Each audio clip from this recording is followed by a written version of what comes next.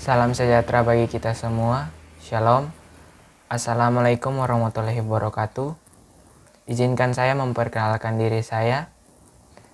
Perkenalkan, nama saya Stefano Filippo Palangda Putra dengan NIM 200511020004. Saya sebagai mahasiswa Fakultas Perikanan dan Ilmu Kelautan, Program Studi Budidaya Perairan. Pada saat ini saya akan mempresentasikan hasil tugas mata kuliah Avertebrata dengan materi Xenophora. Dalam materi Xenophora ini, kita akan membahas tentang pengertian Xenophora, klasifikasi Xenophora, morfologi Xenophora, reproduksi Xenophora, dan peranan Xenophora. Sebelum kita lebih dalam mengenali tentang Xenophora, alangkah baiknya kita mengenal dulu apa sih itu Xenophora. Jadi, Xenophora adalah salah satu filum hewan invertebrata atau hewan yang tidak bertulang belakang atau hewan yang tidak bertulang punggung.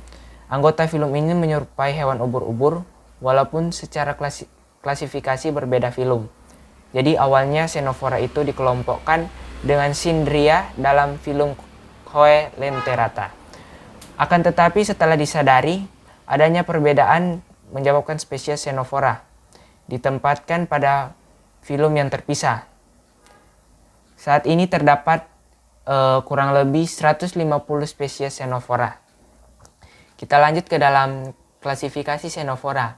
Jadi dalam Xenophora itu ada dua kelas Xenophora. Ada yang dari Tentaculata dan dari kelas Nuda. Semua hewan yang tergolong Xenophora hidup di laut.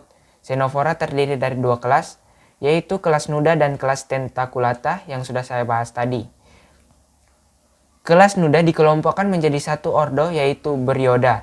Kelas Tentaculata dikelompokkan menjadi empat ordo, yaitu Cestida, Sidipida, Lobata, Platyctenida.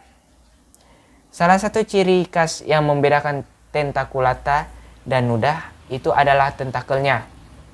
Jadi Tentaculata mempunyai tentakel yang dilengkapi sel koloblast untuk menangkap mangsanya.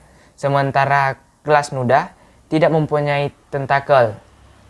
Kelas Nuda menangkap mangsanya dengan membuka rongga mulutnya yang lebar. Kita lanjut ke dalam morfologi Xenophora.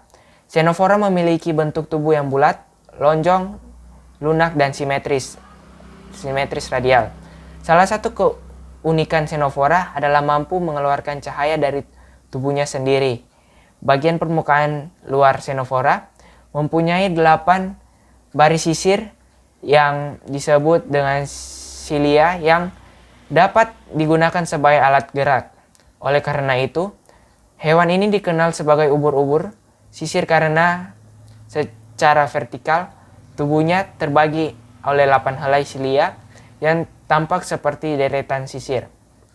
Xenophora memiliki mulut untuk masuknya makanan serta 2 lubang anus untuk mengeluarkan air dan kotoran di ujung yang lain.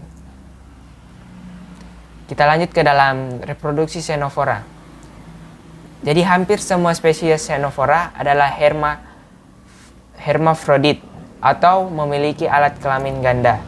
Reproduksi Xenophora itu dilakukan secara seksual. Meskipun ada beberapa spesies yang melakukan reproduksi secara aseksual dengan cara fragmentasi.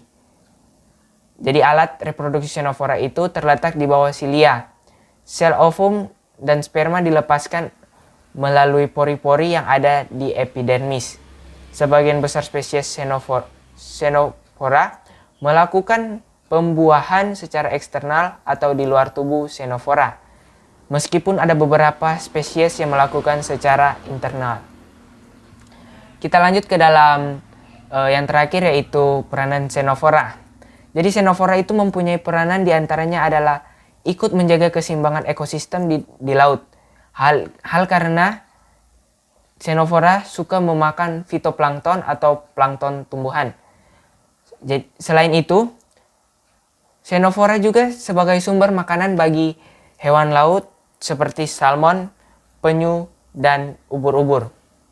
Namun Xenophora juga memiliki kerugian bagi peternakan tiram karena hewan ini memakan larva-larva tiram sehingga merugikan petani tiram. Selain itu, bila terjadi ledakan populasi, maka dapat membuat ekosistem tidak seimbang. Hal ini pernah terjadi di tahun 1989 di Laut Hitam saat Xenophora memakan larva ikan pelgis, dan tahun 1999 di Laut Kaspia. Hasilnya adalah bahwa 75% dari zooplankton sudah habis, sehingga mempengaruhi seluruh rantai makanan danau. Sekian dari presentasi materi saya, yaitu tentang Xenophora. Mohon maaf jika ada salah kata pada saat presentasi tadi tersebut. Dan terima kasih juga telah memperhatikan pada saat saya mempresentasikan tadi. Shalom, salam sehat, dan salam mahasiswa FPIK.